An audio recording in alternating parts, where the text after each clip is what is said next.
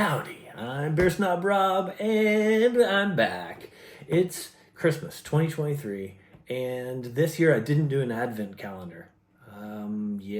I just kind of was like, no, let's not do it.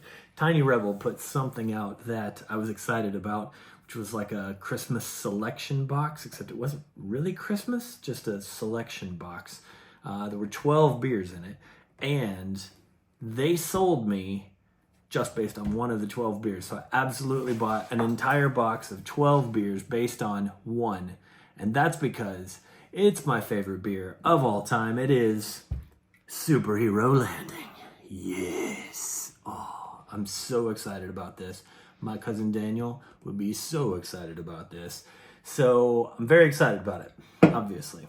Here's my old can of Superhero Landing. This is my desk decoration.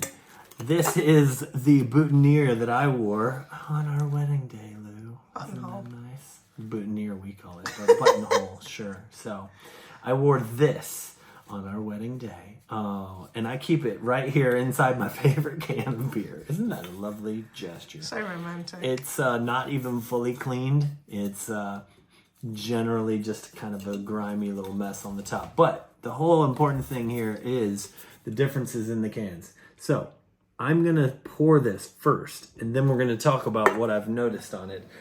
This is a 13% Superhero Landing salted caramel popcorn Imperial milk stout, and it pours like motor oil. This, by the way, is the Crafted Diaries Stout Life glass. Check that out. This is a limited run. 150 glasses were made. Stout Life, the pastry edition. Oh my. Oh yes. The nose. Oh, babe, this is very exciting. I cannot believe it. I was telling Lou before we started that I have some expectations based on this empty can that I have kept. This can I've had for more than 2 years. Which is crazy. The last time I tasted Tiny Rebel Superhero Landing was November of 2021. It's been just over 2 years, and I'm so excited that it's back. I'm going to take a sip, then I'm going to walk you through the can. I keep talking about it.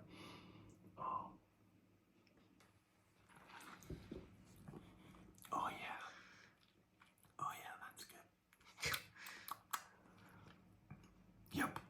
You would not enjoy it, I'm sure. I don't think you did last time.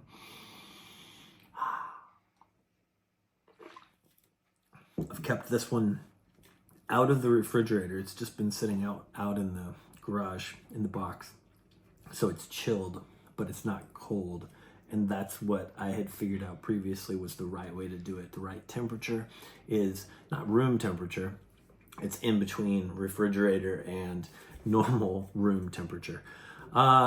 This Superhero Landing and the old Superhero Landing starts off with different design. So they've got different costumes on here. Different superheroes have made the cut. My favorite superhero, Darth Vader. Oh, it's villain. Super villain. Darth Vader obviously did not make the cut, which is very sad. But they went through the process of some different style of art, and I believe that one of them on here is Deadpool, which is pretty cool. It definitely has a Deadpool feel to it. Previously, it was like Mrs. Incredible or whatever, Elastigirl. There we go. These are super cool. Different style. There's also like a much bigger warning on this one, which is definitely more indicative of 2023 than the old school 2021, where you can't read a single word in any of that. Like all of it is completely gone.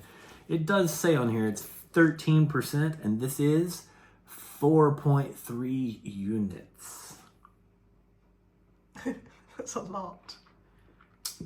And that's why there's only one in the box of 12. This is the heaviest one that they've got. I don't like any other beers that are this heavy, for sure. This one just has real good the flavor to it. It's actually real smooth. Doesn't even seem heavy. Man. One can of that is about the same alcohol as drinking half a bottle of wine. Cheers to that. And that's why I'm not going to finish this while the review is going, because who knows what that might turn into. So, the can itself, when I actually got the can, I thought that it was small. I was like, I could have sworn that it was definitely a bigger can last time. So when I brought it into the house and I set it down next to the old one, I was like, oh, everything about it in my head, this new beer wasn't going to stack up to the old beer. I held this one very highly. Fortunately, on pour, the nose, nice.